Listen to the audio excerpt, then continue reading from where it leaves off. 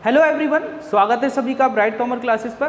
तो भाई जैसा कि आपको पता है कि हम प्रोनाउन पढ़ रहे थे, तो उसी चीज़ को आगे बढ़ाते हुए आज हम पढ़ेंगे पजेसिव केस के बारे में।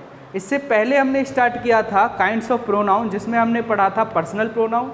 अब उसमें भी हम बात कर रहे थे, तो हमने वर्ब कॉन्सेप्ट को समझा, प्रपोजिशन कॉन्सेप्ट को समझा, कंपैरेटिव केस को समझा। अब उसी सीरीज को आगे बढ़ाते हुए आज हम समझेंगे पजेसिव केस के बारे में। तो ध्यान से समझिएगा पजेसिव केस।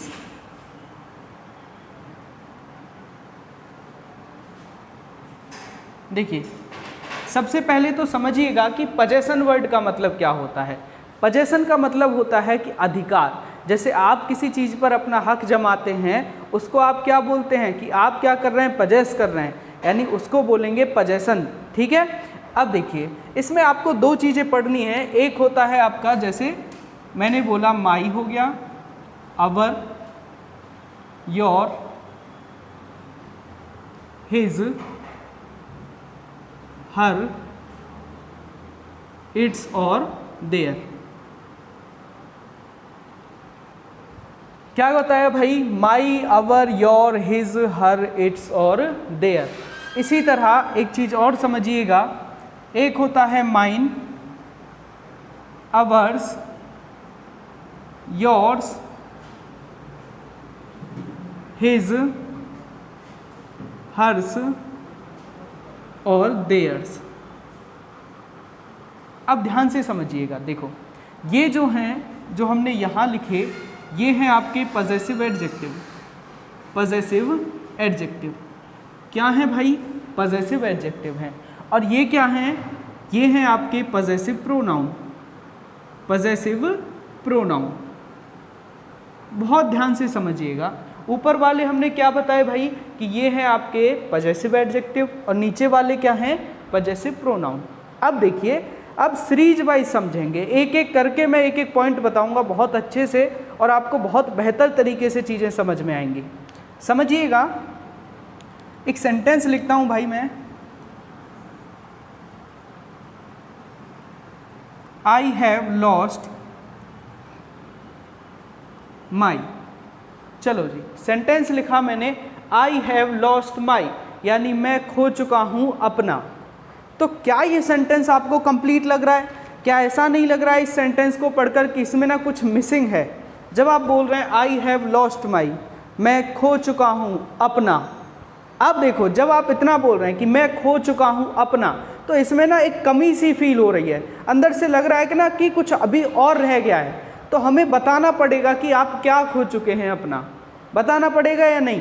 तो यहाँ जैसे ही मैंने लिख दिया, एक वर्ड मैंने लिख दिया कि I have lost my pen. I have lost my pen. तो अब देखिएगा, अब ये बात जम रही है, अब ये बिल्कुल सही लग रहा है। तो यहीं से आपको एक कॉन्सेप्ट समझ में आएगा कि यहाँ देखोगे तो ये तो आपका सब्जेक्ट है जी, ये आपकी हेल्पिंग वर्ब है, ये आपकी मेन वर्ब है। अब इस वर्ब का ऑब्जेक्ट क्या है? ये ऑब्जेक्ट है नाउन। ठीक है। अब पेन की बात कर रहे हैं, तो पेन किसका है? पेन मेरा है, इसीलिए ये क्या हो गया बच्चे? ये हो गया आपका एडजेक्टिव। क्या हो गया? ये हो गया आपका एडजेक्टिव। तो जो मेन पॉइंट आपको याद रखना था वो ये था कि जो आपके पजेसिव एडजेक्टिव होते हैं, यानी ये, इनके बाद हमेशा क्या आएगा? नाउन लिखा जाएगा। इनके बाद हमेशा क्या लिखा हुआ होना चाहिए? नाउन लिखा हुआ होना चाहिए। ठीक है। चाहे आप इनको सब्जेक्ट के लिए, यानी कि आप सेंटेंस के स्टार्टिंग में यूज़ कर रहे हो, या आप इनको सेंटेंस के आखिरी में या लास्ट में यूज़ कर रहे हो, हमेशा ही इनके साथ क्या लिखे जाएंगे? इनके तुरंत बाद कोई ना कोई नाउन लिखा जाएगा। ठीक है। तो ये पॉइंट आपको समझ में आ गया होगा। यहाँ से क्वेश्चन भी बनते हैं। चलो, अब एक सेंटेंस और समझिएगा।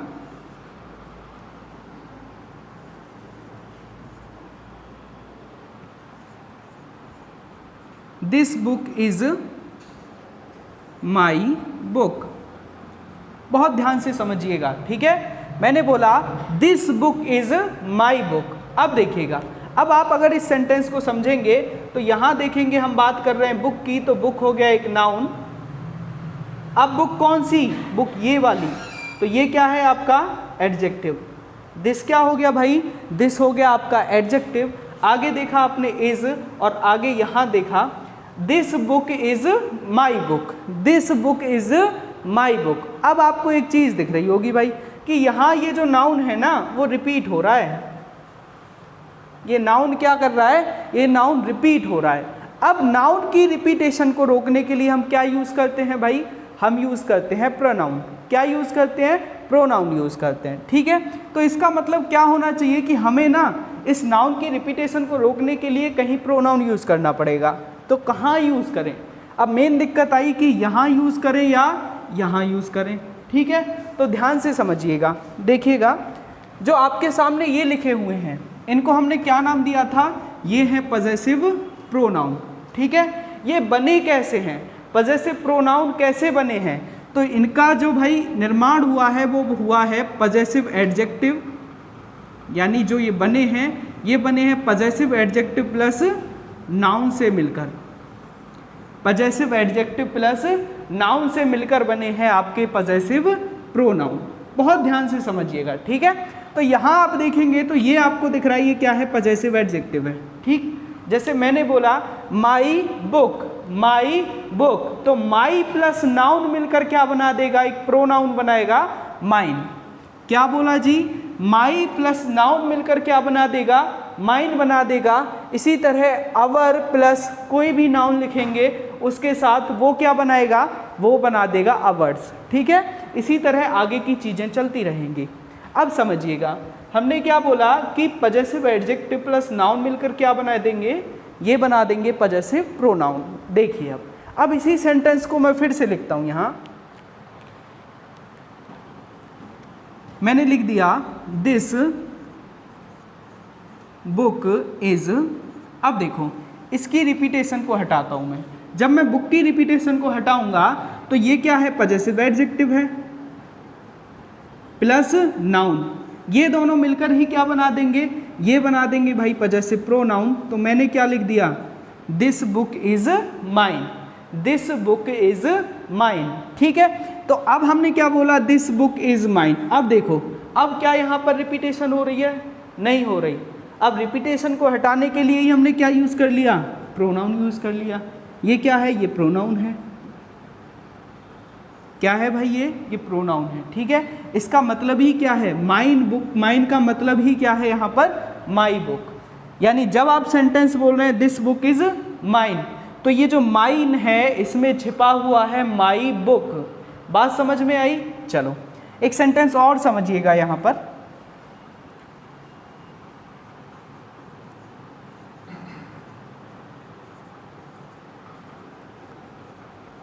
मैंने सेंटेंस लिखा my car is a new car, my car is a new car. अब देखिएगा फिर से आप समझेंगे तो यहाँ आपको फिर से रिपीटेशन देखने को मिलेगी कार की। ये भी नाउन है भाई और ये भी नाउन है। यहाँ ये क्या है, ये भी एडजेक्टिव है और यहाँ न्यू भी क्या है, एडजेक्टिव है, क्योंकि नाउन के बारे में बता रहा है भाई, ठीक है। तो यहाँ ये माई भी एडजेक्टिव है और यहाँ ये न्यू भी एडजेक्टिव है। अब ध्यान से समझिएगा, अब जब हम रिपीटेशन को हटा रहे होंगे तो हम कौन से वाले नाउन को हटाएंगे, कौन से वाले नाउन को हम हटा दें जिससे नाउन की रिपीटेशन हट जाए, किस नाउन की जगह पर हमको प्रोनाउन यूज़ करना पड़ेगा, ये चीज़ समझने की है। यहाँ समझिएगा, अब हमने बोला my car is a new car, तो देखो हमने क्या पढ़ा है जी, मैं बार बार आपको बता रहा हूँ कि पजेसिव एडजेक्टिव प्लस नाउन ने मिलकर बनाया है पजेसिव प्रोनाउन। तो यहाँ देखोगे ये कैसा एडजेक्टिव है, पजेसिव एडजेक्टिव है, ये क्या हो गया, नाउन हो गया। तो इन दोनों को मिलाकर ही क्या बना सकता हूँ मैं, प्रोनाउन बना सकता हूँ। तो मैंने इसको क्या लिख दिया, मैंने लिख दिया भाई mine is a new car, mine is a new car. अब देखो एक बार मैं बता दे रहा हूँ क्या क्या हमने सीखा। सबसे पहला पॉइंट हमने सीखा कि जो पजेसिव एडजेक्टिव होते हैं उनके बाद हमेशा क्या आएगा भाई, नाउन आएगा, ठीक है। चलो दूसरा पॉइंट हमने क्या समझा कि जो पजेसिव प्रोनाउन होते हैं वो कहाँ यूज़ किए जाते हैं, वो पजेसिव एडजेक्टिव प्लस नाउन को मिलाकर बनाए जाते हैं और नाउन की रिपीटेशन को रोकने के लिए यूज़ किए जाते हैं, ठीक है जी। चलो तो जैसे यहाँ आपने देखा माई बुक, तो इसके लिए मैंने क्या यूज़ कर लिया भाई, मैंने यूज़ किया माइन।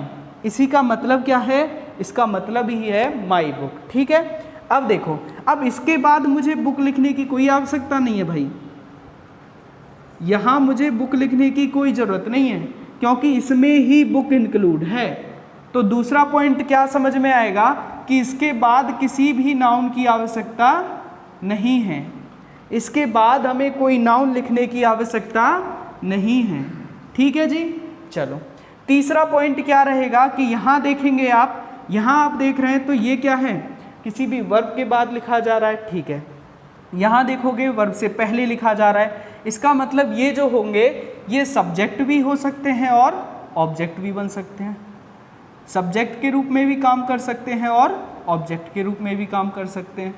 तो ये पॉइंट आपको समझ में आ गए होंगे। चलो कुछ सेंटेंस और लिखते हैं भाई।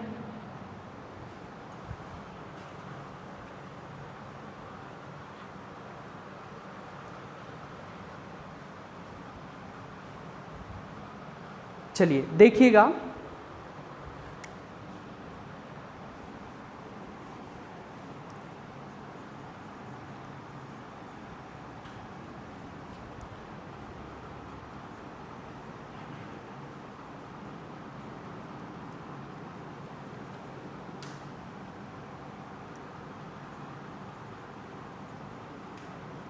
देखो यहाँ माई को हटा देते हैं क्योंकि हम बार बार माई यूज़ कर रहे हैं।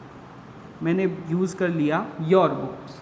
ठीक है, सेंटेंस मैंने लिखा your books are costlier than that books. ठीक है, चलो अब देखो सबसे पहले एक चीज़ समझिएगा, यहाँ आपने देखा your books are costlier than that books, तो सबसे पहली गलती जो हमने की वो कहाँ की, वो हमने यहाँ की।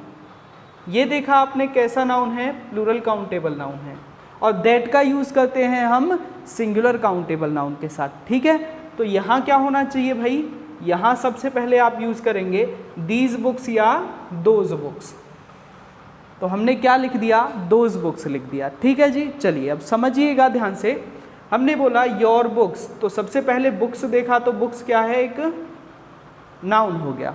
बुक्स क्या हो गया भाई, बुक्स हो गया आपका नाउन। अब देखो बुक्स के बाद कौन सी बुक्स, तुम्हारी बुक्स, तो ये क्या हो गया, ये हो गया आपका एडजेक्टिव। क्या हो गया जी, एडजेक्टिव हो गया। आगे आर हो गया, कॉस्टलियर क्या है, एडजेक्टिव है, ये क्या है, एडजेक्टिव है, इसी को आप बोलते हैं कंपैरेटिव डिग्री है। ठीक है, आगे आप पढ़ेंगे एडजेक्टिव में ये सारी चीज़ें। देन क्या है, कंजक्शन है, और आगे आपने क्या देखा, यहाँ देखा ये प्लूरल काउंटेबल नाउन है और ये भी क्या है, एडजेक्टिव है। ठीक है जी, चलो अब देखिए ध्यान से समझिएगा। अब आप यहाँ देख रहे हैं कि एक वर्ड जो बार बार रिपीट हो रहा है इसमें, वो है बुक्स। यहाँ भी हमने यूज़ किया और यहाँ भी हमने यूज़ किया। तो अब आप देखेंगे तो मुझे इसकी रिपीटेशन हटानी है भाई, मुझे इसकी रिपीटेशन को हटाना है, तो इसके लिए मैं क्या यूज़ कर लूँगा, मैंने देखा यहाँ पर है पजेसिव एडजेक्टिव और ये है नाउन, तो भाई इसको ही मैं क्या यूज़ कर लूँगा, इसको मिलाकर मैंने बना दिया पजेसिव प्रोनाउन। इसको मिलाकर मैंने क्या बना दिया, पजेसिव प्रोनाउन। अब वो क्या होगा, वो होगा योर्स। योर बुक्स अब क्या बन गए भाई, योर्स बन गए। Yours are costlier than those books. पढ़ने में थोड़ा सा ये अटपटा लग रहा होगा, लेकिन ये सही है जी। अब देखो इसका मतलब ही क्या है, इसका मतलब ही है योर बुक। क्या मतलब है भाई, इसका मतलब ही है योर बुक। ठीक है, अब देखो, अब हमने ये चीज़ समझ ली। अब यहाँ से एक पॉइंट और बन गया कि चाहे ये सिंगुलर हो चाहे ये प्लूरल हो, ये इसी फॉर्म में यूज़ किए जाते हैं। चाहे ये सिंगुलर नाउन की जगह यूज़ हो रहे हों, चाहे प्लूरल नाउन की जगह यूज़ हो रहे हों, ये सेम पोजीशन में या सेम रूप में यूज़ किए जाएंगे, इनको किसी और रूप में नहीं बदला जाएगा। ठीक है, चलो ये पॉइंट भी आपको समझ में आ गया होगा। अब चलिए आगे बढ़ते हैं भाई।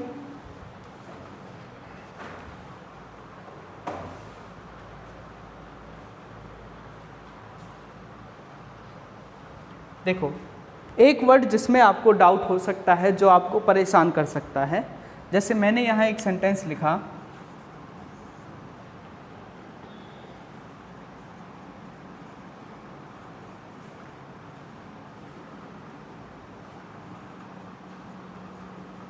देखो मैंने सेंटेंस लिखा his car is a new car, his car is a new car. अब देखिएगा, इसको बहुत ध्यान से समझिएगा, ये थोड़ा सा कंफ्यूज कर सकता है।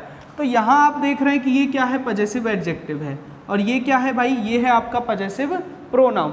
तो ये दोनों जगह सेम है, हिज पजेसिव एडजेक्टिव भी है और पजेसिव प्रोनाउन भी है। अब हमें कैसे पता चले कि ये पजेसिव एडजेक्टिव है या पजेसिव प्रोनाउन है? तो भाई सिंपल सी बात है, आपको पता है कि जब भी हम पजेसिव एडजेक्टिव का यूज़ करेंगे तो उसके बाद 101% क्या आएगा, कोई ना कोई नाउन आएगा। तो यहाँ आपको दिख रहा है ये नाउन लिखा हुआ है, इसका मतलब ये नाउन के बारे में बात कर रहा है। तो क्या है ये है आपका एडजेक्टिव। क्या है जी, ये है आपका एडजेक्टिव। चलो अभी इसी तरह का सेम सेंटेंस हमने पढ़ा था, जब हम इसकी रिपीटेशन को हटाएंगे तो इसकी जगह क्या यूज़ कर लेंगे, his is a new car. पढ़ने में ये थोड़ा सा अटपटा लग सकता है, लेकिन यही सही है। पढ़ने में हो सकता है कि तुमको थोड़ा सा अजीब लगे, लेकिन यही सही है। बात समझ में आई?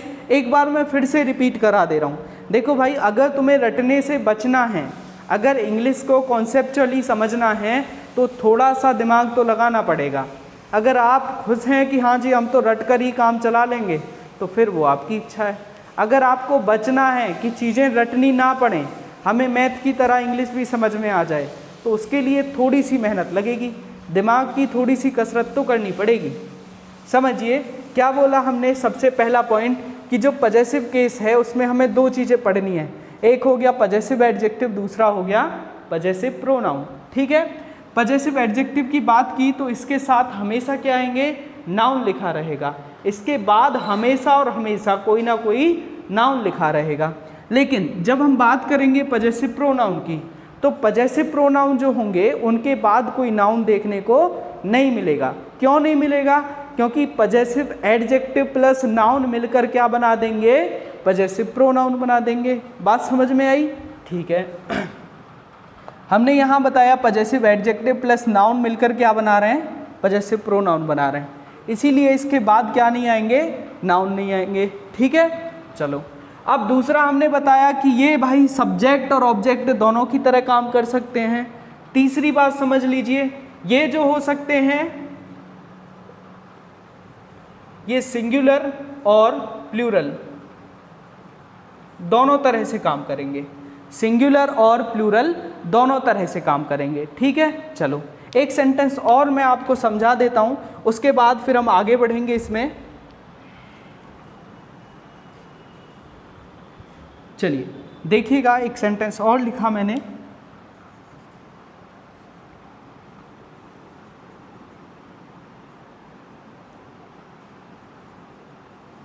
Our house is bigger than this house. Our house is bigger than this house.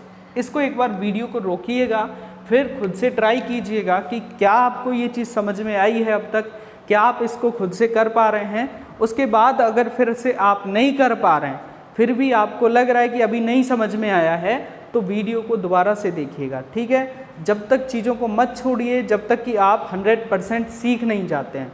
अगर आपको सीखना है तो चीज़ों को बार बार रिपीट करना ज़रूरी है।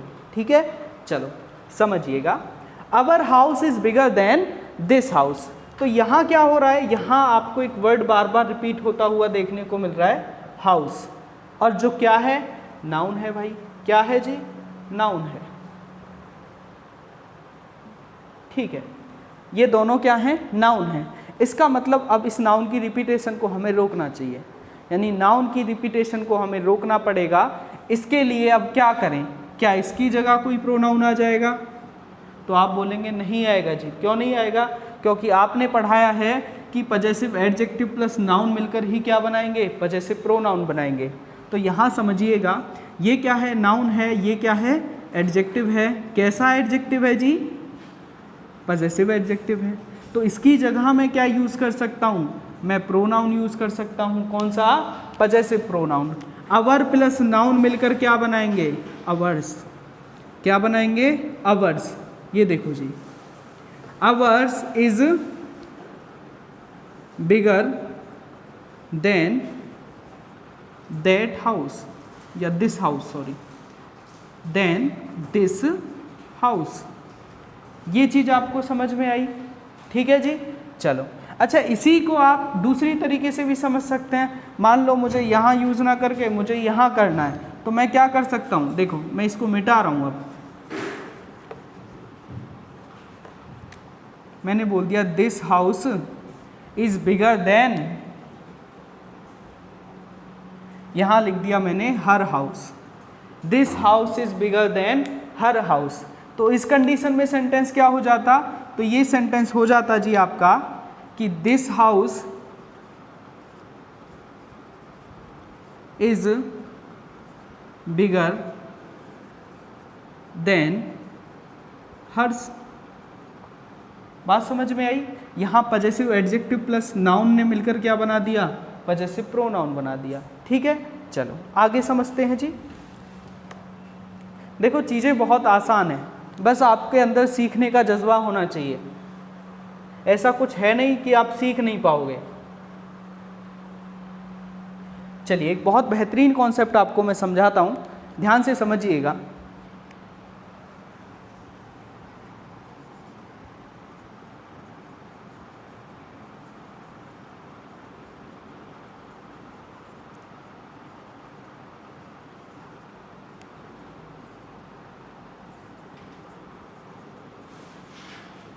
देखें जी, सेंटेंस मैंने लिखा अ friend of my friend is a doctor, sorry teacher. A friend of my friend is a teacher.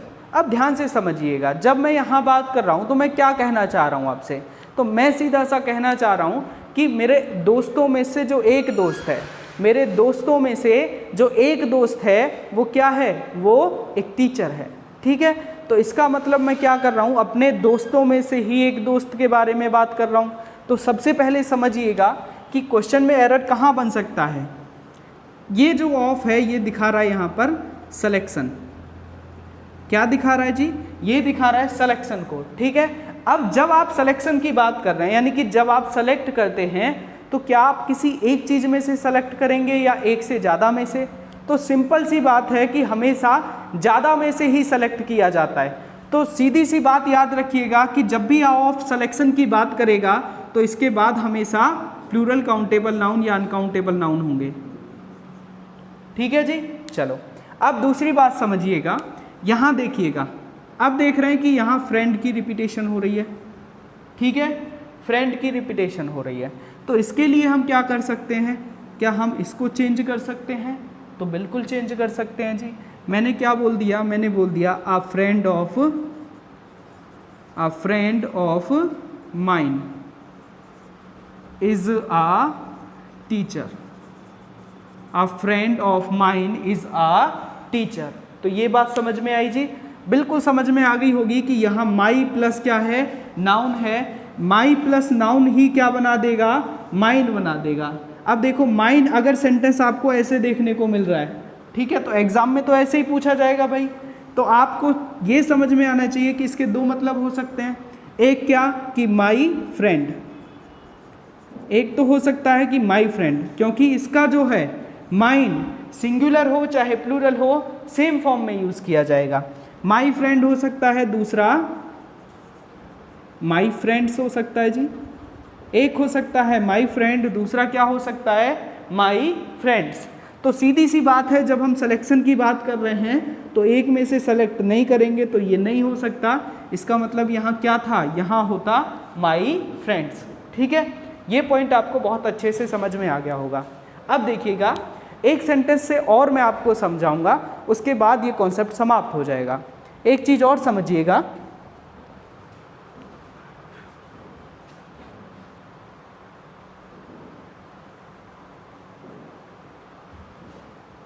देखें ध्यान से समझना।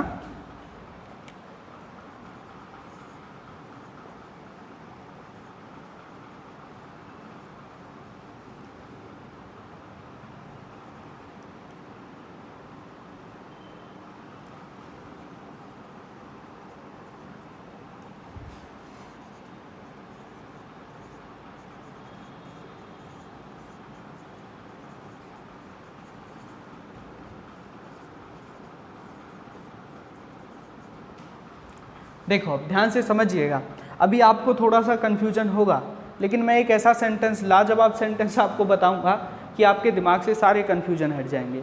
जैसे ही मैंने ये सेंटेंस लिखा, इसका मतलब क्या हुआ, एन अंकल ऑफ माइन, यानी मेरे अंकलों में से एक अंकल क्या हैं जी, डॉक्टर हैं। बहुत सही, बिल्कुल जम गई बात। मेरे अंकलों में से एक अंकल क्या हैं, डॉक्टर हैं। लेकिन जब हम आ जाते हैं यहाँ पर, the uncle of mine is a doctor. अब देखो दो तरह के आर्टिकल होते हैं, एक होता है डेफिनेट, एक होता है इनडेफिनेट। डेफिनेट आर्टिकल होता है आपका द, और इनडेफिनेट होते हैं ए और एन। इनडेफिनेट का मतलब क्या होता है जी, अनिश्चित, और डेफिनेट का मतलब होता है निश्चित। तो जो आर्टिकल द होता है उसका यूज़ हम कहाँ करते हैं, उसका यूज़ हम तब करते हैं जब चीज़ों के बारे में हमें पहले से पता हो, जहाँ हम निश्चित हों, ठीक है। यानी जब किसी चीज़ के बारे में पहले से बात की गई हो या उसको पर्टिकुलर बनाया गया हो, वहाँ हम क्या यूज़ करते हैं, आर्टिकल द। ज़्यादा डीप में हम अभी नहीं जाएंगे। तो इसका मतलब क्या है, हमने बोला द अंकल ऑफ माइन, इसका मतलब क्या हुआ, मेरे अंकलों में से वो अंकल। इसका मतलब तो यही होना चाहिए ना, मेरे अंकलों में से वो अंकल, ठीक है। तो ये समस्या पैदा कर देगा कि यहाँ आपने बताया नहीं है भाई कि कौन से अंकल हैं, तो हमें कुछ पता ही नहीं चलेगा कौन से अंकल। यहाँ अगर अंकल को आप एक्सप्लेन कर देते कि वो अंकल हैं जो दिल्ली में रहते थे, अगर इस तरह से आप एक्सप्लेन कर देते तो आर्टिकल द आ जाता है यहाँ, ठीक है। लेकिन अब ध्यान से समझिएगा, एक सेंटेंस मैंने लिखा, the father of mine is a doctor. ये बड़ा भयंकर सवाल है, ये एकदम दिमाग हिला देगा आपका। अगर आप इसका मतलब निकालते हैं कि मेरे अंकलों में से वो अंकल, तो इसका मतलब आप फिर इसको क्या बोलेंगे कि मेरे पिताओं में से वो पिता। तो इसका मतलब हुआ कि पिता बहुत सारे हैं। क्या पिता बहुत सारे हो सकते हैं भाई? क्या ऐसा पॉसिबल है कि किसी के बहुत सारे पिता हों? अगर आप ऐसा बोल रहे हैं द अंकल ऑफ माइन, यानी मेरे अंकलों में से वो अंकल, तो क्या आप यहाँ ये नहीं बोलेंगे मेरे फादरों में से वो फादर या मेरे पापाओं में से वो पापा? ऐसा पॉसिबल है क्या? तो ऐसा नहीं हो सकता। तो अब ध्यान से समझिएगा, देखो जैसे मैंने एक वाक्य लिखा, मैंने एक शब्द लिखा राम्स कार, ठीक है, राम्स कार। इसका मतलब कार पर पोजीशन दिखाने का काम कर रहा है कौन? राम, ठीक है। जैसे आप लिखते हैं tables leg,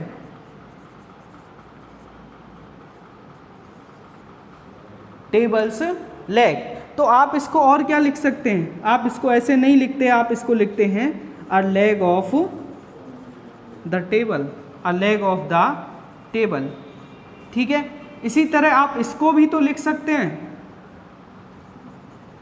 car of Ram, car of Ram. तो अब मेरी बात ध्यान से समझिएगा, जब मैं यहाँ बात कर रहा हूँ ऑफ की, तो ऑफ क्या है? प्रपोजिशन है, और इसके बाद क्या लिखा जाएगा जी?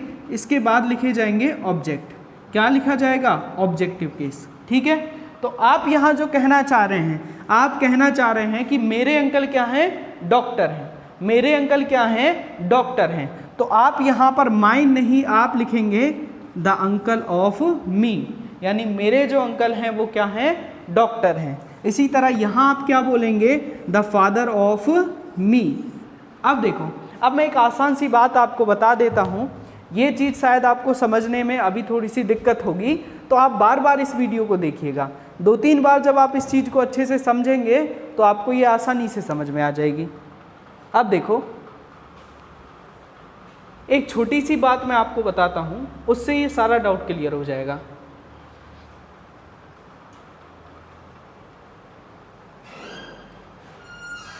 देखिएगा, समझिएगा ध्यान से।